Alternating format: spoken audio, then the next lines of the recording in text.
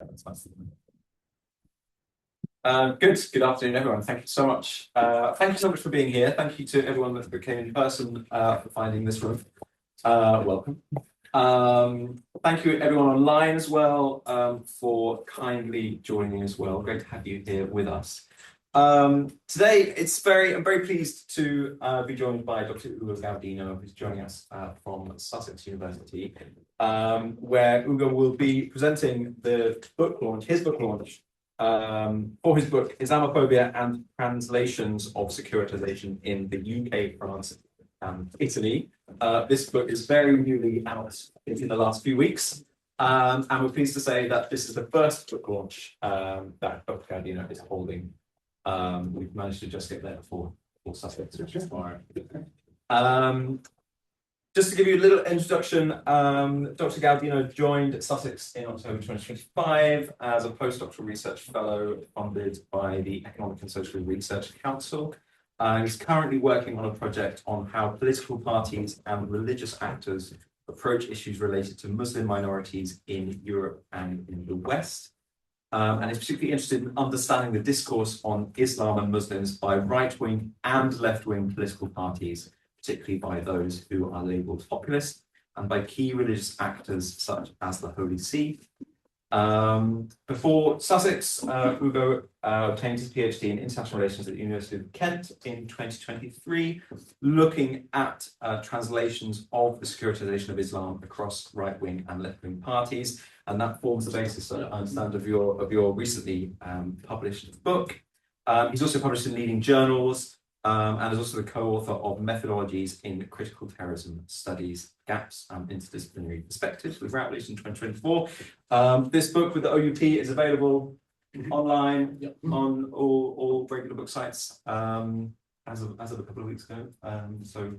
Recently, Excellent. And thank you so much for joining us. Just to give a little bit of housekeeping, we're going to have Dr. Gaudino is kindly going to give an introduction to his book for about half an hour, or a little bit more, and then we'll open it up for a bit of a discussion and a bit of a response. We are recording throughout the whole of this book launch, just so you're aware, and then the recording will be up online, but obviously it's just a recording of this area here. For those online, you're welcome to post any questions, and feel free to post questions throughout the presentation, although we'll obviously only be discussing those afterwards. We can't listen to you online, but you're free to enter in your questions into the chat. Thank you very much, Dr. Gaudino, and I'll hand over to you for the presentation. Okay, thank you very much, Richard, for arranging this, and thank you also for the Al-Walid Center. It's really a privilege to be here with all of you. Thank you for making this happening. So, as Richard said, today I'm going to tell you about the book, which is largely based on my PhD thesis, which explored the translations of Islamophobia across political parties, focusing more specifically on 3 countries, so the UK, France, and Italy, and on how Islamophobia and more generally the securitarian dimensions of Islamophobia are translated from the right to the left.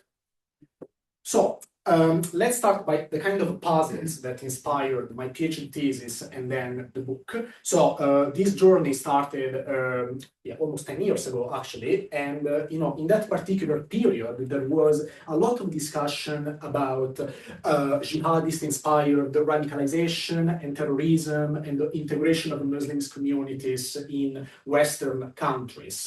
And generally, it's has been at least since 9/11 that many scholars and journalists talked about the securitization of Islam. So how Islam became a matter of national security.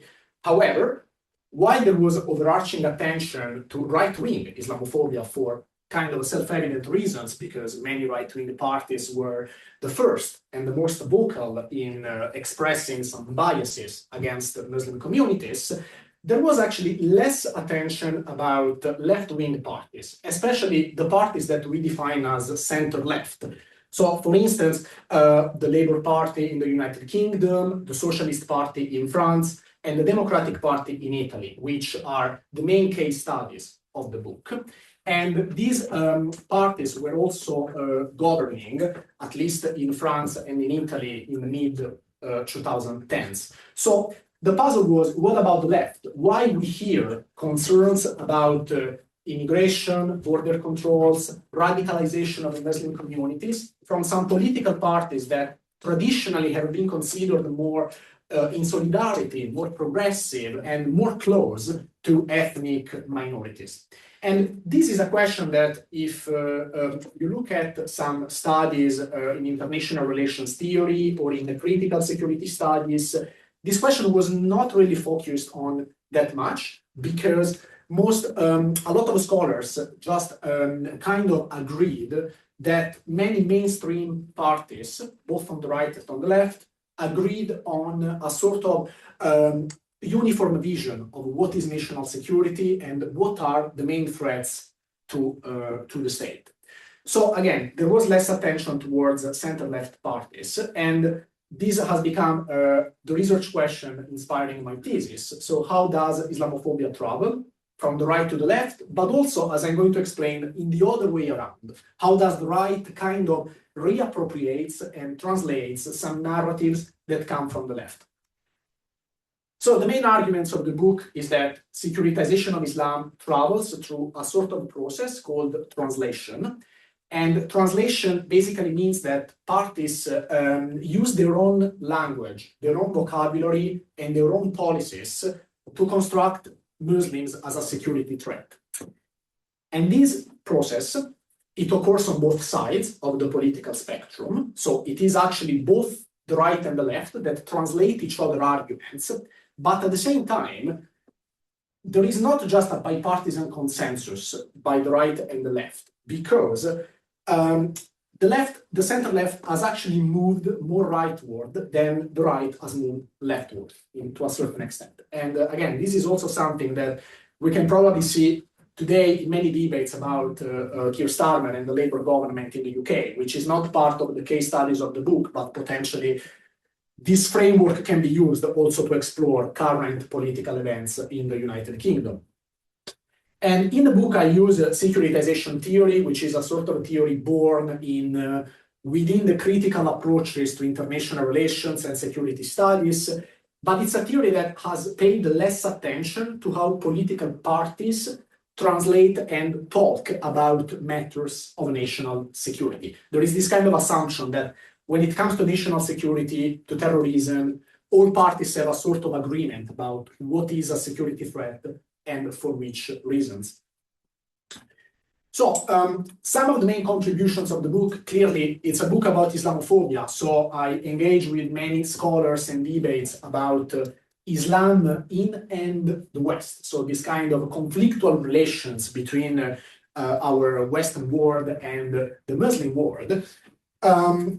But also, again, as I mentioned, I use the theory of securitization, which basically tries to understand how something becomes a matter of a national security, a threat or a concern for the population.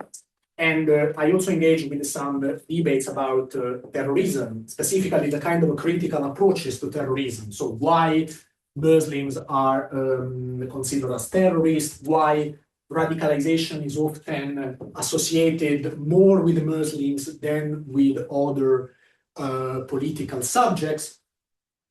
And then clearly, considering that I look at three particular countries, I also try to engage with some debates in comparative politics, especially looking at party ideologies, so how the ideologies of parties like New Labour or the Socialist Party in France have changed over the last decades, and how some center-left parties have adopted a discourse that, to some extent, does not really sound so much aligned with what the left traditionally preaches.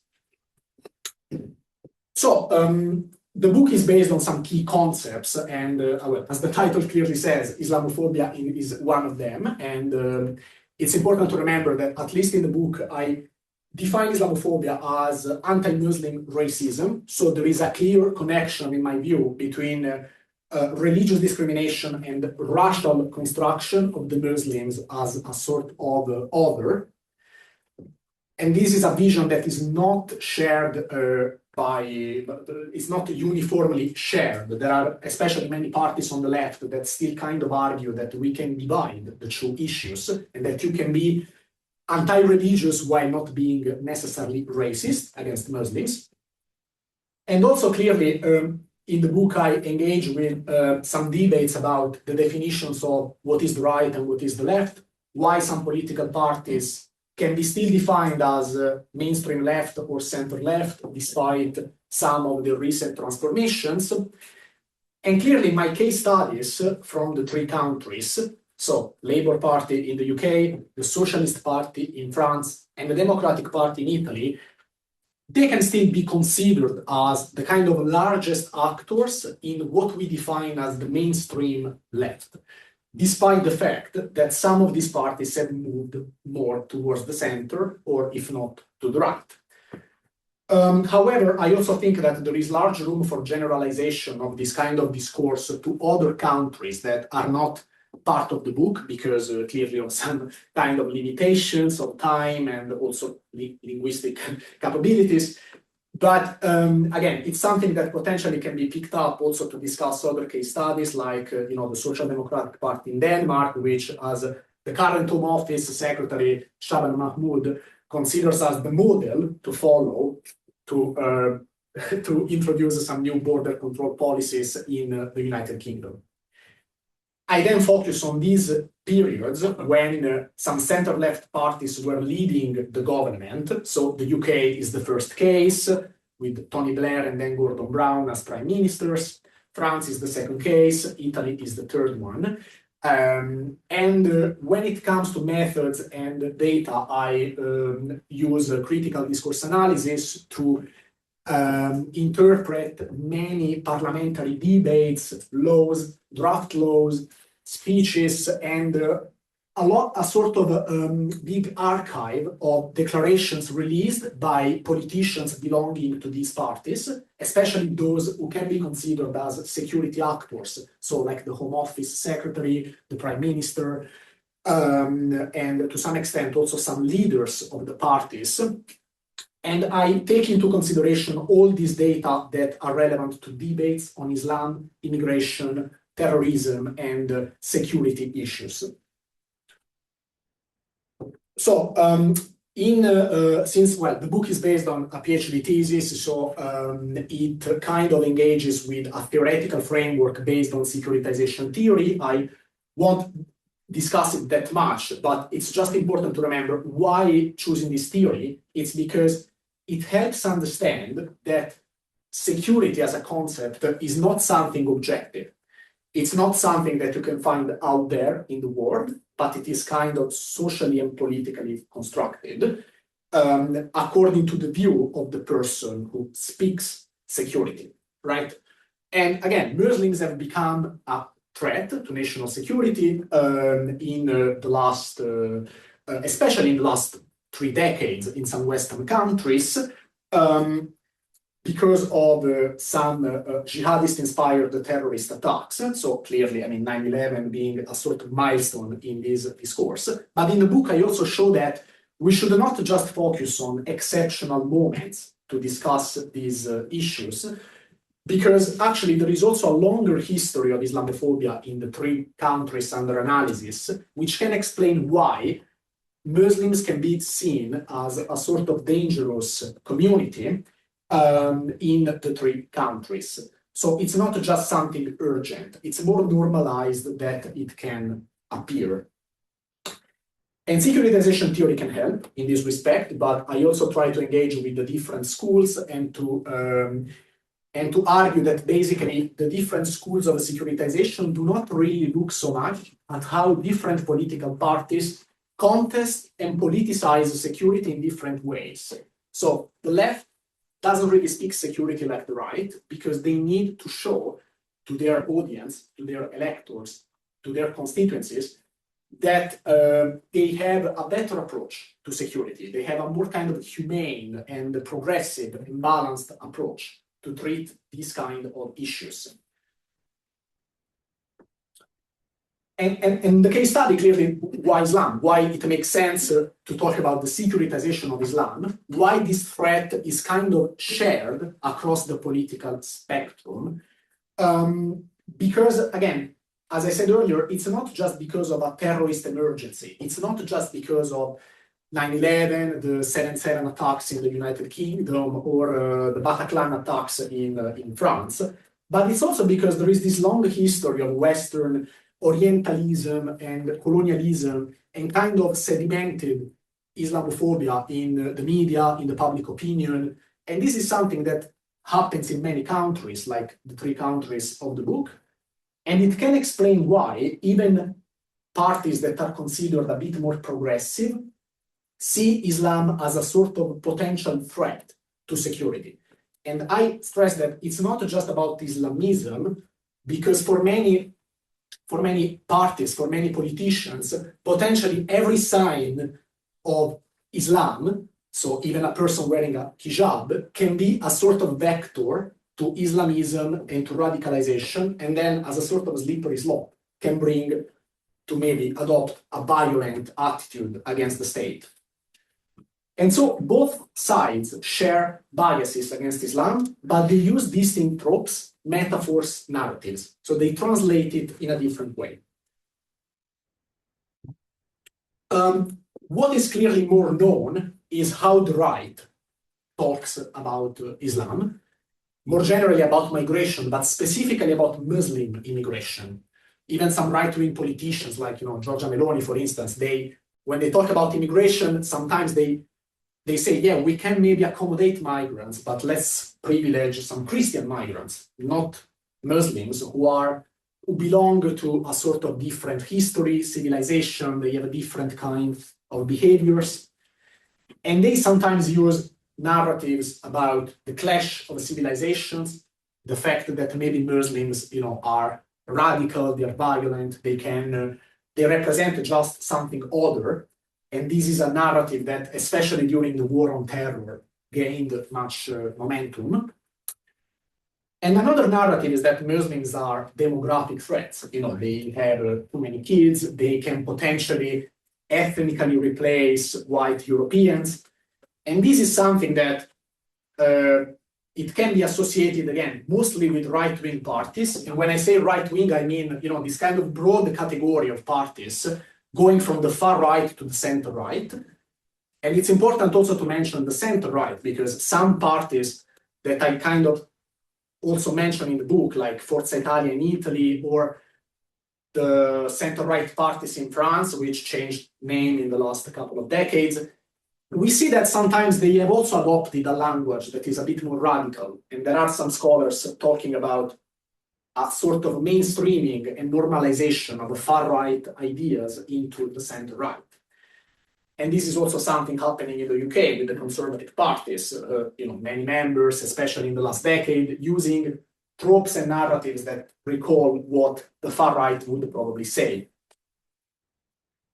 But then what about the left? So there is this kind of gap in the literature. There is less attention to parties located on the left and how they look at these kind of debates.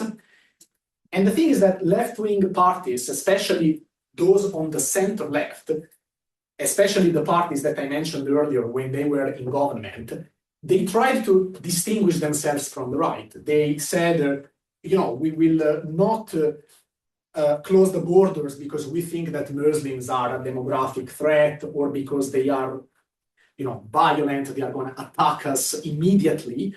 But they use different narratives. They prioritize a different discourse, something that can be more progressive, something that can be a bit more in line with their usual history and electoral preferences. For instance, one of the most important tropes is that Islam is not secular, is incapable of privatizing religion, or that Islam is patriarchal, is misogynist. It's a religion that doesn't respect gender equality, doesn't respect LGBTQ plus rights. And these kind of narratives, to some extent, I associate them mostly with the recent history of the center-left parties, with their being more progressive, more tolerant. and allegedly using less racist kind of narratives. So again, the book tries to speak to these debates emerged in the last decades about how Islamophobia and generally racism have become more mainstream. It doesn't come just from the fringes of the political spectrum. It's something that can be more broadly found in parties located also on the center and also within the center left.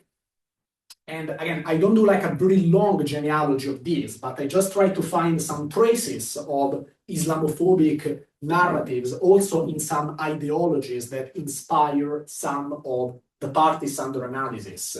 So for instance, in some liberal thinkers that can be potentially more associated with liberalism and social liberalism, we find some kind of biases against Islam as being a religion that is potentially not secular enough. And this was one of the arguments of Max Weber. But also if we look at more to the left, to like communist ideologies, we find again some kind of biases against religion coming, for instance, from Marx and from other thinkers associated with communism. And again, these are kind of inspiring. They are part of the ideological background that can explain why some left-wing politicians just don't like religion in general and Muslims more in particular, because they are considered, again, as too much religious. And so potentially we can admit that Islamophobia is acceptable. And again, this is an argument supported by many politicians more on the left. So again, the idea of the book is that parties translate. And if we look at, the meaning of translation is pretty straightforward. It's the activity of changing some words from one language to another language. So from Italian to French, from French to English. And this is actually something that in securitization theory has been done when it comes to understand why in some countries a specific security threat is translated from abroad, from another country. So there are studies on the interlinguistic translation, but there are no studies on how translation happens across political parties of the same country. So how do you say that Islam is a security threat using the same language, but different words? The words of the left, the word of a social democratic ideology, for instance. And this is I use this kind of a framework to show that securitization happens on all the sides of the political spectrum. It can potentially happen also, again, within some left-wing parties that are usually not as investigated like right-wing ones. And this mechanism has three dimensions. It is active, collective, and contextual. So, the first dimension is that translation is active, meaning that literally a political parties translate from another one in using a language that matches its ideology and the referent objects to secure. So this word, the referent object, is part of the grammar of securitization theory. Basically, it is used to say that there is an object that needs to be protected from a threat. And this referent object changes across parties. It's not just the survival of the state, but it's the ideas that the party considers as the most important ones to protect from the threat. In this case, the Muslims.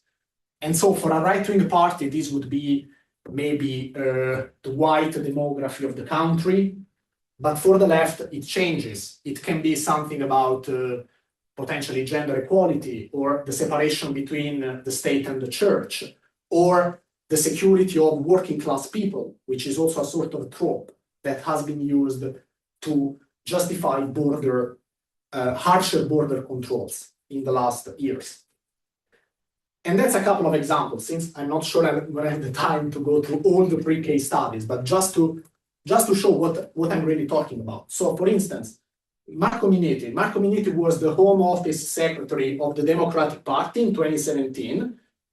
So in Italy, a left-wing center-left coalition government, and he argued that security as a concept should not be a right-wing concept. It's actually something that the left has to prioritize, because the left usually has an obligation not to abandon ordinary people and working people to fear. So the left should actually speak security, should not leave this issue to the right. They are better placed to find a balance between protecting ordinary people and protecting their own kind of progressive values. And if they don't do that, this can bring to the destruction of democracy. So it also uses this sort of kind of catastrophic language. And this is the same thing, that the same kind of discourse, very similar to what Manuel Valls, who was the Home Office Secretary and then the Prime Minister in France, again, from the Socialist Party, so a sort of center-left government. He was basically arguing that authority as a value, so authority being very connected to security, is actually something emancipatory, is something that the left should take into consideration and should not leave it to the right, because authority frees people from all forms of control and allows citizens to live the life they want. So basically arguing that security and authority are preconditions for freedom. So again, this is the kind of translation. This is how a word, security, that usually is associated with right, becomes translated by the left to justify counterterrorism policies, border controls, harsher citizenship policies, and similar policies that also created a lot of protest within the same left-wing parties. And on the other side, we also see that right-wing parties, to justify border control policies and kind of Islamophobic discourses, they started to do the opposite process. They started to translate from the left to show that they are more progressive, to show that they are up to date, to kind of reshape all their ideological background, and saying that, for instance, the greatest threat to women's rights is actually the migrant crisis, in the words of Marine Le Pen, or is feminism, in the words of Matteo Salvini, so two radical right politicians in France and in Italy. So in this case, the referent object of the securitization of Islam is the survival, let's say, the protection of native women and sometimes LGBT people, because they still exclude trans people from this discourse, against foreign Muslims. Let's now quickly look at the second and the third dimension of this translation. So the second dimension is the collective one, which means that when a party translates from the other, it will most of the time create some reaction inside the party, because some members of the factions of the party, or even some electors, they will feel betrayed. They will feel like this is not really the language that they are used to listen. And so translation might actually fail, because it needs a sort of intra-party consensus to be really successful. But in many situations, this actually does not really happen. And there are factional conflicts that can bring this discourse not to be accepted in the party. And again, I'm still thinking about recent news about Labour and what they are now proposing for refugees and for migrants. And it is very likely that this discourse is going to be rejected by some internal factions inside the Labour Party. And if the securitization, if the translation is rejected, a process of desecuritization might follow, potentially, because maybe other leaders in the party will think that the question of Islam should not be treated as a security one. But even in that case, there are still two possibilities of desecuritization. On one side, they might just argue that treating Islam as a security threat is ineffective, so it's not working. But they are not questioning if it's immorally wrong. They are just saying this is not the right policy choice. And on the other side, instead, there might be some politicians, and again, in the book, I mentioned some of these cases, in which some politicians will just argue that we should not translate securitization from the right because it's just a choice that is not ethical. It's not something that is morally suitable for the progressive values of the left. And again, I mentioned some specific cases of debates in the three parties that I selected.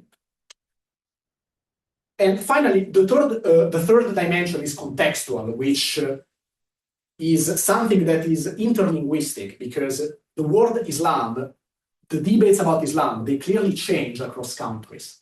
Talking about Islam in the UK is not the same than talking about Islam in France or in Italy, because there is a different history, there are different numbers, there are different models of citizenship and of integration. So, for instance, in France, there is a lot of focus on secularism and on the word laïcité, which is the constitutional principle of secularism in France. And this is something that the French left thinks that is really part of their history. But this is not something equally translated in the United Kingdom. It's not as frequent to hear references to secularism as we hear them in France, where laïcité really has become a sort of a civil religion to some extent in the last decades. And in Italy, there is also a different model because the colonial history has been shorter. There is not an integration model that is historically dominant, like the multicultural model in the UK or the secular laicist model in France. So in the three countries, we have three different translations of Islamophobia and the security debates around Muslims. And in the book, again, I don't think I will have the time to go through all of the cases, maybe I should have shortened it, but I look also at three specific contextual elements that can explain how Islam was translated from the right to the left. Some extraordinary events, which I call the critical junctures, which basically means that after a terrorist attack, for instance, something extraordinary like the Bataclan attacks, the left-wing government had to do something to show that they would respond to this particular security challenge. But I also argue that we should not just look at extraordinary events to understand how Islamophobia is translated, because there are two other contexts that matters. One is the history of the parties, because some kind of bias against Islam was already present before the terrorist attacks of the last decades. Starting, for instance, from 1989 in France, when there was the famous Creil affair, in which many Socialist Party politicians started to argue that young schoolgirls wearing a hijab should not be admitted to school. That was probably one of the first instances of how the debate about Islam as a threat to cultural security was developed. And then the third contextual element is the interaction between parties. So in the three countries, I try to look at how left-wing parties started to translate from the right every time that the right put them in a situation of pressure in which they were arguing that the left was not protecting the people. They were not doing enough to protect the citizens from the threat of Islam. And so left-wing governments started to adopt policies that, again, are not traditionally aligned with some principles of solidarity, progressive values, and human rights. So, again, I'll take maybe other 5-10 minutes, just a quick overview of the three case studies, and then I can open to discussion. When it comes to Labour Party, I look at the securitization of Islam under the governments of Tony Blair and Gordon Brown, so it's a period of 13 years. And again, in that period, especially after 9/11, but also, to be fair, the first terrorist act was before 9/11, in the year 2000, showing that to some extent, the threat of Islam should not be understood just as a reaction to terrorist attacks. Many of the policies adopted by New Labour were considered completely at odds with some principles that a center-left party should follow, especially, again, when it comes, for instance, to the participation in the war on terror, the kind of policies of surveillance of mosques and Muslim charities in the United Kingdom, the use of counter-terrorism and counter-radicalization laws, especially the prevent counter-radicalization policy, which, as many have shown, has had a discriminatory impact upon Muslims, the use of deportation and citizenship removal, and so on. But what is novel in my approach is that I try to argue that New Labour justified this using a sort of ideas that usually they don't belong to the right. They try to translate it always by saying that they were doing this to respect British multiculturalism, to guarantee balanced race relations. Because if the threat of Muslims was not countered, and in general, if more migrants were admitted to the UK, this would have threatened the survival of the British multicultural model. And I go also a bit backward in time to show that the threat of Islam the discourse on the threat of Islam should be connected to the discourse about the threat of migrants, which Labour was already participating in when they were governing in the 20s, in the 60s, in the 70s. There was always this discourse about balancing race relations.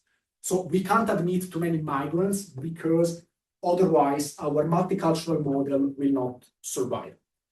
And there is a connection again with Islam, because then this discourse was also repeated, for instance, at the end of the 80s for the Rushdie affair. So there is always this idea of finding a balance, the right balance between protecting ordinary British people and protecting some ethnic minorities. Because again, at the same time, clearly, Labour also did something very good when it comes to racial justice. There were many race relations acts that were passed under the Labour governments, which shows this kind of ambiguity and balance between protecting religious minorities, ethnic minorities, and protecting the British working class people. In France, the situation has been slightly different because, again, the translation happened in a different way. The Socialist Party didn't use the same referent objects like Labour. They instead have modeled their discourse mostly on laïcité, as well as other Republican values, such as the respect of rule of law, the respect of democracy, and of human rights. And in the book, I explained that many of the policies passed under the president François Hollande between 2012 and 2017, they were justified in the name of these ideals. There was hardly ever a discourse about Muslim migrants are going to replace French people ethnically, which is a kind of far-right discourse. But they always talked about other ideals that can be more understandable to left-wing audiences. So laïcité, rule of law, democracy, and the right balance between protecting French people and protecting ethnic minorities. And again, I also go back in time trying to show when the debate about Islam as a threat started for the left. And a key moment was l'affaire du foulard, so the affair of Craig in 1989, when many intellectuals considered as left-leaning, they began this discourse about we have to protect French women and also Muslim women by banning the hijab in schools. Something that then was done in 2004 with the law, again, prohibiting obstentious religious science in public schools. And they always used arguments that we can consider more kind of aligned with left-wing discourse instead of a right-wing one. And finally, the case study of Italy, which is a bit more recent, because again, the debate about migration and Islam in Italy started very late. It started the end of the 90s, beginning of the 2000s. Italy has, again, a shorter colonial history, a history mostly of emigration rather than immigration. But we see that between 2013 and 2018, the government led by the Partito Democratico, they had a discourse which, again, kind of reminds me of what happened before in other countries.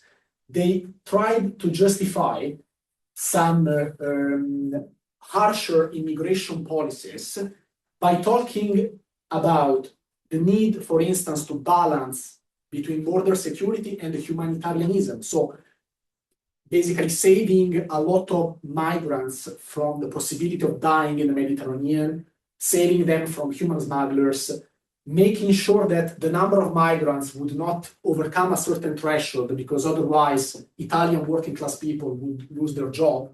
So they use a referent object that is kind of different from what other parties on the right did when they were just like, we have to stop the invasion. This is something that the Partito Democratico didn't really do. And the debate was also about Islam because in 2015 they tried, for instance, to sign a sort of bilateral agreement with the Muslim communities to give them more constitutional rights.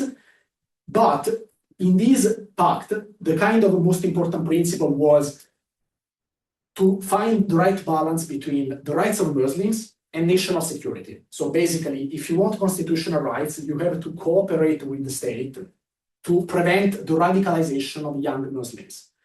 So they try, again, in a very ambiguous way, to strike a balance between security and the rights of ethnic minorities. And something that, I mentioned earlier is not only the historical context that shows that the Italian left already had this discourse in the 90s when they were trying to govern immigration from Albania. And this immigration was also linked with Muslims because many Albanians were Muslims, but also the so-called proximate context. Basically, the Democratic Party was impacted by how the right started to push them to adopt a harsher and a more resolute discourse on immigration. But then what happened was that, and this is a pattern that has been kind of replicated in the three countries, the more the center left goes rightward, and the more possibility they had to lose voters and to lose the following elections, which happened clearly not just for this reason, but this was an important reason for which many electors of the three parties started to just be very disappointed and to vote sometimes for parties considered as more left-wing. And again, here in the book, I explain some examples of left-wing politicians who tried to propose a different discourse against the translation from the right. And one important case in the UK was Jeremy Corbyn, who became leader of Labour in 2017, and he was maybe one of the most visible figure of rejecting this right-wing language. A very similar thing has happened in France, to a minor extent with Benoît Hamon, to a major extent with Jean-Luc Mélenchon, who anyway is from another party on the radical left. But anyway, this is just to say that whenever you translate from the other side, you create some rejection and reaction inside your parties. Okay, I think I will stop here because it's like 45 minutes that I'm speaking, and I would like also to open to discussion. So if you have any questions, please just ask. And if people from Zoom have any question, they can also ask. And well, I can talk maybe more about the conclusion after the questions. And I want to put here just the image of the book in case somebody wants to start looking for it online. Thank you very much for your attention. Yeah, perfect. Thank you so much, Ugo. Really, really interesting. No, that was perfect. We're going to have open it up for a few questions. I just want to kind of just very, very briefly share a few thoughts as well about the kind of the contribution that you're kindly making to the literature and to the discussion on this, and particularly the idea of translation, because I think is really something that's not used in such a way elsewhere. Sort of really kind of is an important tool in thinking about how we see and conceptualize processes of securitization. And this idea of translation is obviously important in thinking about Islamophobia from a kind of not just a right-wing perspective, but as you said, from a liberal perspective, liberal articulations of Islamophobia, which, as you said, is an understated part of the discussion in thinking about Islamophobia. A lot of discussions have either focused on the right and the far right and their creations of Islamophobia and anti-migrant language, or to a certain extent have looked at liberal Islamophobia as something that is structural but not necessarily partisan, right? And from a kind of a centre-left perspective. So I think that's a really interesting kind of contribution from your book. Also thinking about how, of course, like counterterrorism and explaining how counterterrorism is such a bipartisan issue. As you said, from a British perspective, Prevent was a Labour policy that's been brought in, right? It's always been and still remains at the heart of Labour policy and Labour security policy. This idea of translation also offers up a means of thinking about the conceptualization of Europe and its relationship to race and to Islam, to kind of refocusing on how conceptualizations of European identity, on European national identity, so often use this idea of Islam and Muslims as a kind of a foil, as a kind of an outsider towards national constructions or European constructions of identity. It also offers quite a really kind of an interesting discussion on inter and intra-party politics in relation to religious governance as well, which I think is an area which has been under discussed in the literature, thinking about how within parties and without parties these discussions can change and can mutate and take on and mainstream these discussions around Islamophobia. And finally, kind of conceptualizing and this way in which migration has been intertwined so centrally within discussions of security within recent years, and how that's kind of moved across the European landscape and moved between not just different parties but different countries. So thank you very much. Really, yeah, thank you for your comments. Spot on. Okay, that's